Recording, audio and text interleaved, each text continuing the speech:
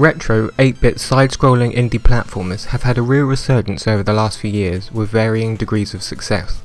Shovel Knight from Yacht Club Games is not only one of the best games in the genre in recent years, but stands up with the best side-scrolling platformers of all time.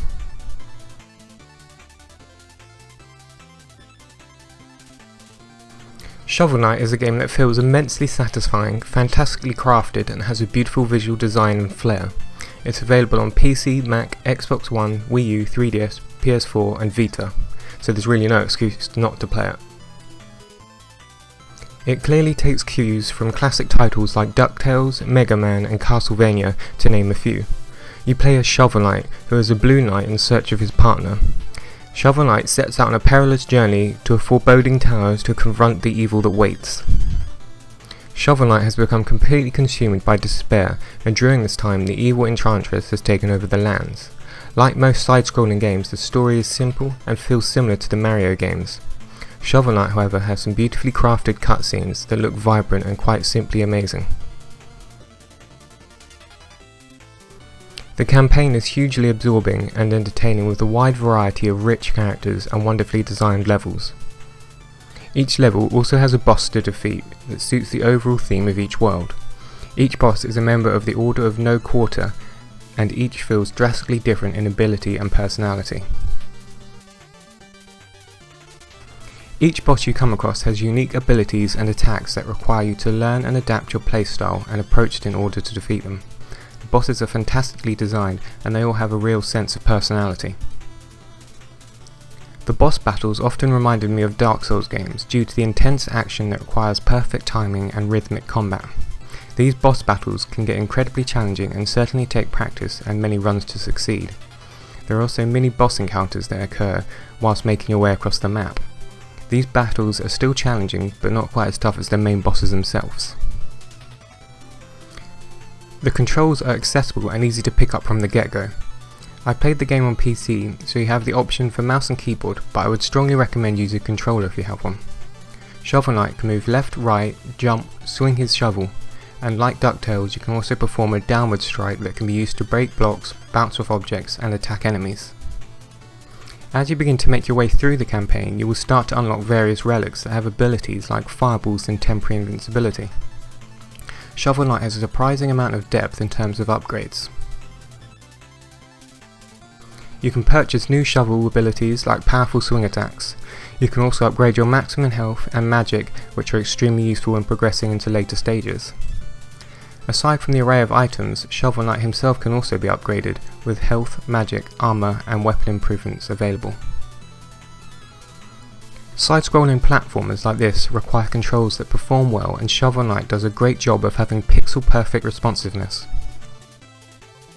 The stages become increasingly more challenging, and having good control is critical to succeeding. The game does get fairly challenging as you make your way through each stage, but it never feels unfair, and every time I died I could see where I went wrong. Shovel Knight takes plenty of trial and error, learning from my mistakes and mastering each section in order to progress. Every level has checkpoints placed throughout, which are vital and sometimes feel a little bit sparse, but this is great as it adds to the challenge.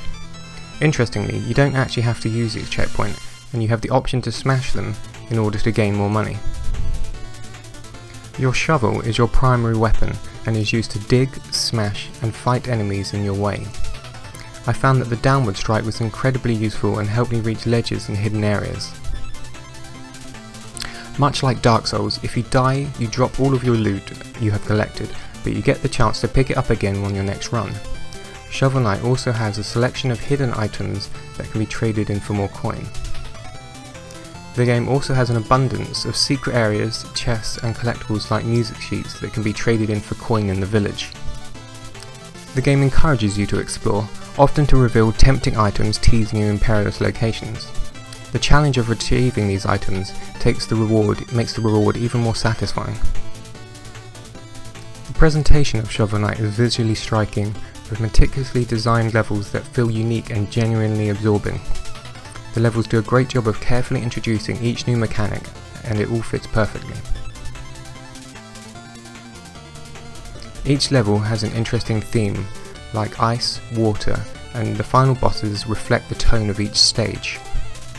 The graphics use a pixel art style that feels reminiscent of NES games. Shovel Knight does a great job of capturing the essence and feel of classic titles on this platform, whilst having its own unique ideas. I want to also mention how brilliant the soundtrack is, with upbeat techno beats and atmospheric tunes that are incredibly catchy. Overall, Shovel Knight is quite simply one of the best side-scrolling platformers in recent years, and in my opinion ranks up there with the best of them. Not only does the game look and sound fantastic, it also plays well and has a surprising amount of depth. The level design is some of the strongest I have come across in a long time, and I appreciate the tight and responsive controls that are critical in a game like this. It's clear that this is a game that was carefully crafted with a huge degree of love and care, and it's easily one of my favourite games in recent years. I can't recommend this game enough, so if you haven't played it, you should go do so right now. In my opinion, Shovel Knight is a must play. Thanks for watching guys, and I'll see you next time.